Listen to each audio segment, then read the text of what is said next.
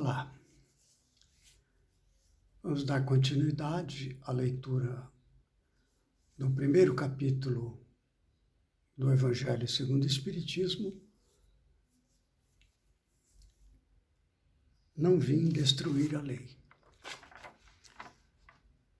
Kardec coloca na abertura desse capítulo para ser analisado o texto onde este título, Não Vim Destruir a Lei, está presente nos ensinos de Jesus. E ao longo do texto do capítulo 1, o Kardec, vem comentar sobre as três revelações. A primeira revelação da lei de Deus com Moisés, a segunda revelação com Jesus, com Cristo, e a terceira revelação com o Espiritismo. Nós vamos examinar hoje alguns aspectos da segunda revelação. No vídeo anterior comentamos alguma coisa sobre a primeira revelação no que diz respeito aos 10 mandamentos, alguns elementos apenas. Então, para comentar sobre a segunda revelação, Kardec colocou assim esse texto de Mateus 5, 17 e 18, que é do Sermão da Montanha, o texto de onde ele tirou o título do capítulo. Não penseis que eu tenha vindo destruir a lei ou os profetas. Não os vim destruir, mas cumpri-los. Porquanto em verdade vos digo que o céu e a terra não passarão, sem que tudo que se acha na lei esteja perfeitamente cumprido, enquanto reste um único iota e um único ponto. Então, veja, são dois aspectos aqui nesses versículos, que eu gostaria de comentar. O primeiro deles, não penseis que eu tenha vindo destruir a lei ou os profetas. No que diz respeito à lei, nós temos na Torá, chamada a lei pelos judeus. A Torá é os 5 primeiros capítulos do Antigo Testamento. Gênesis, Êxodos, Levítico, Números, Deuteronômio. Então, lei é este conjunto de orientações gerais que Kardec deixou para o povo hebreu, sendo que uma parte se trata de leis ou mandamentos imutáveis, que são os 10 mandamentos, mais alguns itens, e as demais informações contidas na lei são orientações para a vida do povo hebreu em comunidade, a vida em família, como houver os relacionamentos, etc. Então, Jesus não veio efetivamente destruir a lei imutável, a lei de Deus. Não é que nós comentamos, os 10 mandamentos são imutáveis, são válidos sempre, não importa aonde esteja sendo aplicada. Mas a outra parte, que é a lei civil, que regula as relações de sociedade, as relações familiares, etc., essa muda com o tempo, não é? E faz parte do sistema de leis do povo hebreu, leis civis, o sistema judiciário, deles.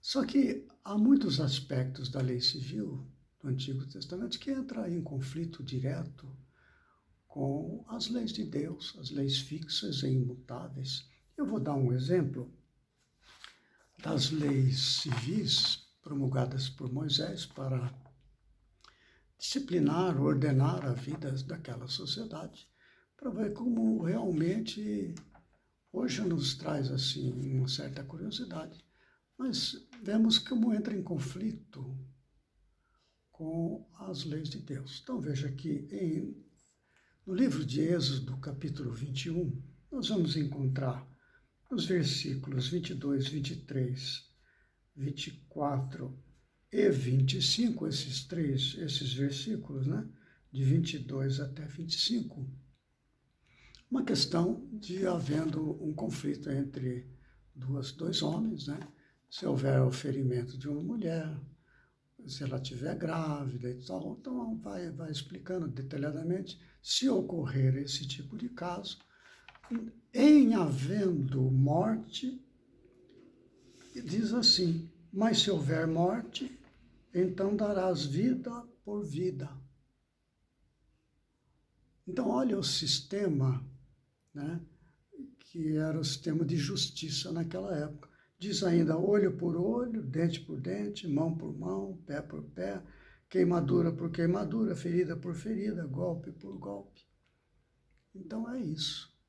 Essa era a base do sistema jurídico, né, do povo hebreu, estabelecida por Moisés.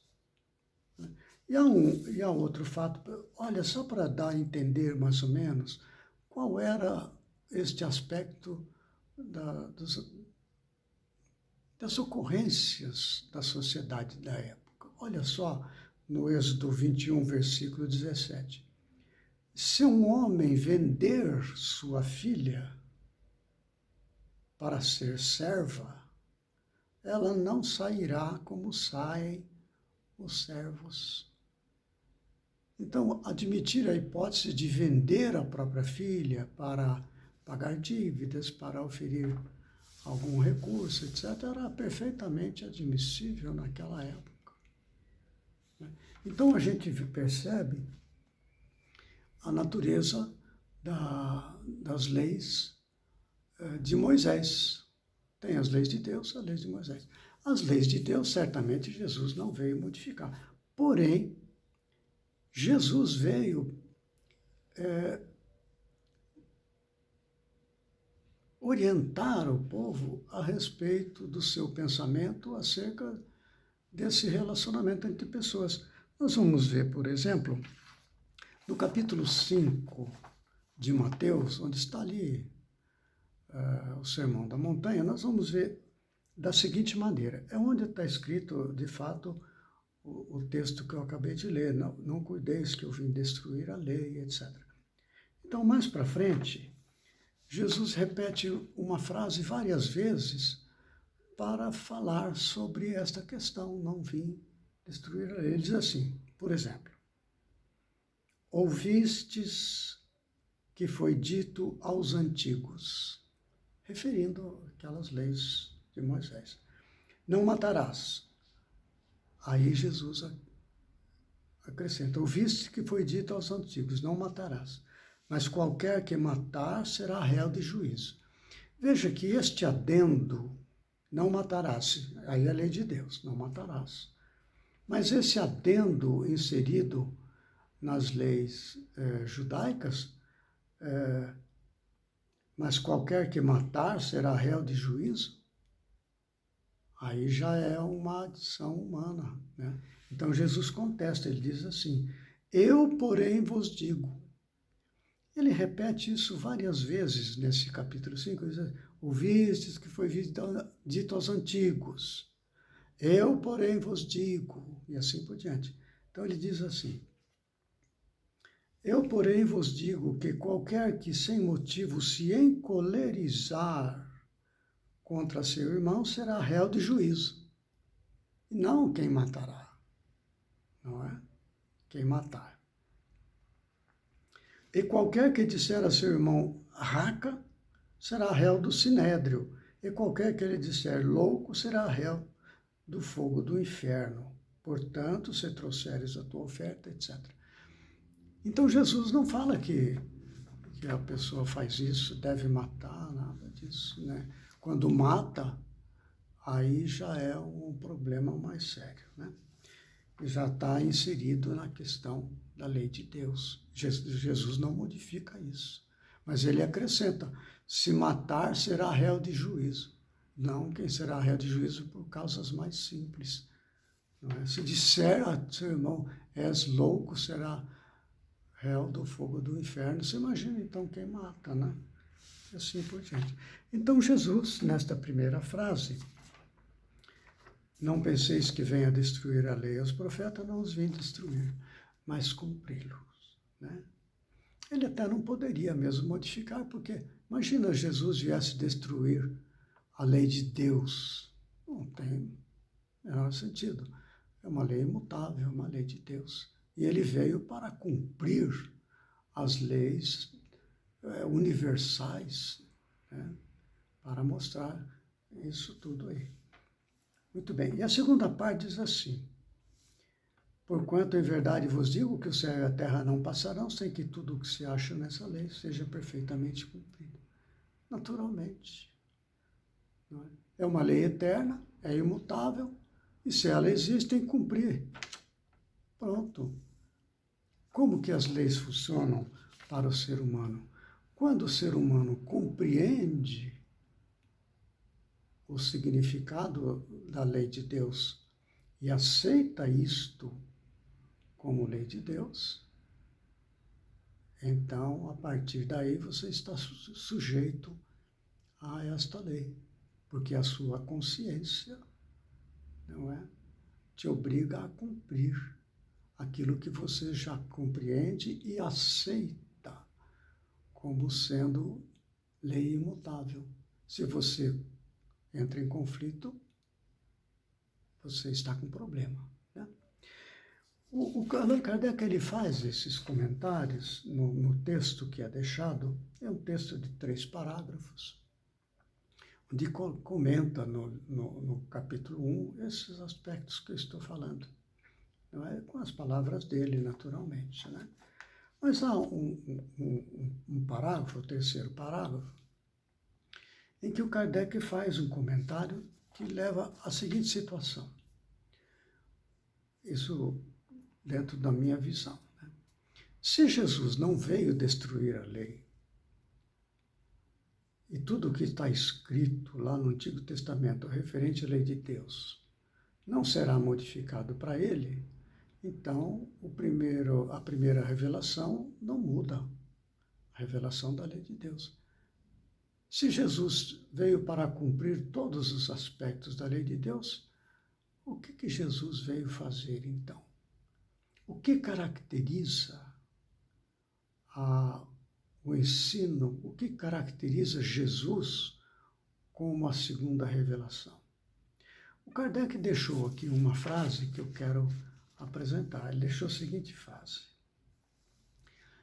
ele, Jesus, viera ensinar aos homens que a verdadeira vida não é a que transcorre na terra,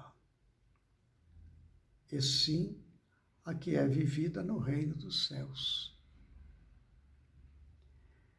Observa consequências deste ensinamento.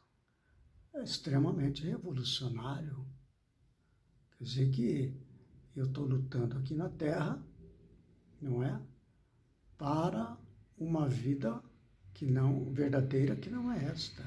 A verdadeira vida transcorre no reino dos céus, então eu preciso ter acesso ao reino do céu para ter a verdadeira vida. E houveram vários momentos no ensinamento de Jesus em que esta questão foi trazida e levantou as perguntas das pessoas, queriam saber mais, né? Senhor, o que devo fazer para entrar na vida eterna, né? Perguntou o jovem para Jesus. Aí Jesus diz, cumpre os mandamentos. Que mandamentos? Aí Jesus descreve os mandamentos e acrescenta um outro mandamento que também está no Antigo Testamento, que é amarás o Senhor teu Deus de todo o teu coração, de toda a tua alma, e ao próximo como a ti mesmo. E acrescenta a ele, aí agora Jesus, já não é um texto do Antigo Testamento. Toda a lei e os profetas estão aí contidos. Então, esta questão do reino de Deus suscitou nos ensinamentos deles para o público, para os estudiosos da religião da época, várias questões. Então Jesus veio trazer isso para romper a ideia de que o reino a ser conquistado era um reino aqui da terra, como esperavam os judeus, que viesse o Messias, que desse ao povo judeu a supremacia do poder em toda a terra, poder temporal, poder material. Não é? Jesus, mais tarde, conversando com Pilatos, né? Jesus disse, o meu reino ainda não é aqui. Falando a Pilatos. Tu és rei? Pergunta Pilatos. Tu o dizes, disse Jesus, mas meu reino ainda não é aqui. Querendo dizer que o reino de Deus, a verdadeira vida, transcorre fora daqui. No mundo espiritual, naturalmente, como nós sabemos, né? Aquilo não foi falado dessa maneira. Mas Jesus veio trazer esta revolução, não é? Na leitura dos textos sagrados. Aí Kardec ainda acrescenta, vieram ensinar aos homens que a verdadeira vida não é a que transcorre na terra, e sim a que é vivida no reino dos céus. Vieram ensinar-lhes o caminho que a esse caminho, que a este reino conduz. Os meios de eles se reconciliarem com Deus e de pressentirem esses meios na marcha das coisas por vir para a realização dos destinos humanos. Então Jesus veio para ensinar essas coisas. Ele não veio para acrescentar leis de Deus aos homens, veio ensinar o que tudo aquilo significa e acrescentar alguns elementos como esse que eu falei. Mas há aqui, nessa segunda leitura que eu fiz, uma palavra que a gente precisa examinar com atenção. Diz assim, vieram ensinar-lhes os meios de eles, os homens, se reconciliarem com Deus e de pressentirem esses meios, etc. Aí nós ficamos pensando, se reconciliar com Deus. Então, houve uma época passada onde não havia necessidade de reconciliar, mas a partir de um certo ponto houve um desentendimento, uma separação, porque concílio quer dizer reunião, conselho, né? União. Agora, você vai reconciliar é porque está separado, está em delito, em conflito. Então, houve uma época antes que não estava em conflito, mas agora está em conflito. O que aconteceu? Por que está em conflito? O que provocou este conflito que exige agora, segundo o ensino de Jesus, que ocorra uma reconciliação, conciliar de novo? O que é isto? Nós comentamos no vídeo passado a respeito do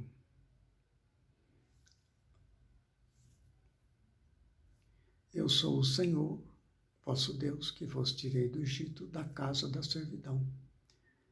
Quando tira do Egito, e nós comentamos que o Egito poderá corresponder ao ego, né? Quando se apresenta Deus em nossa alma, começa a haver conflitos íntimos, porque a lei de Deus está escrita na consciência.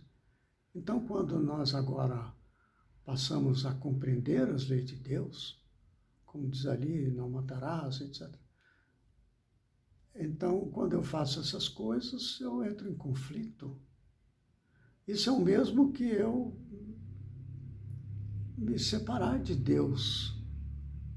Ora, mas antes de saber as leis de Deus, eu provocava todo tipo de coisas, como matar, ferir, etc.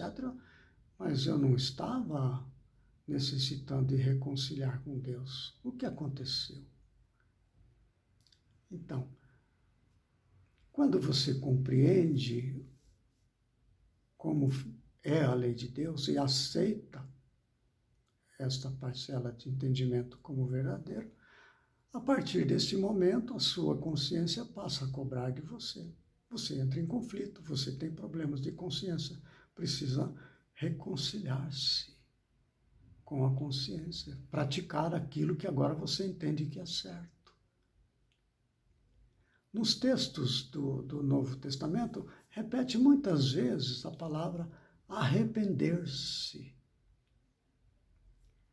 Até o aspecto que João Evangelista, ele batizava com o batismo de água, que era para o arrependimento, não é?